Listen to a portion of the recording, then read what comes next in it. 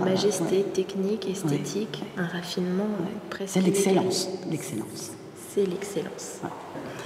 Non, mais c'est vraiment un travail absolument fabuleux. Elles n'en reviennent toujours pas d'avoir acquis ce voile de mariée en dentelle d'Alençon de la fin du 19e siècle.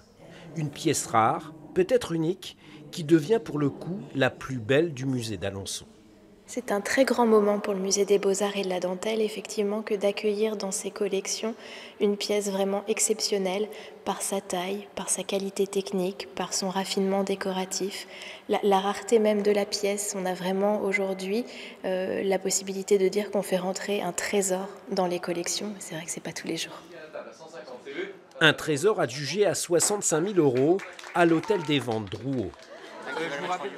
L'émotion fut immense, aussi grande que l'énergie déployée pour réunir les fonds nécessaires à cet achat. Ces deux femmes ont fait appel à la générosité des collectivités, mais aussi à celle de petits donateurs dans le cadre du mécénat. C'est dire aussi l'intérêt qu'ont eu les Alençonnais à acquérir cette pièce, qui est aussi bien une propriété collective. Et plus d'une centaine de donateurs se sont manifestés pour réunir cette somme, et ça, c'est extraordinaire. Dans les prochaines semaines, le musée va être repensé afin de donner une place de choix à cette magnifique dentelle d'Alençon.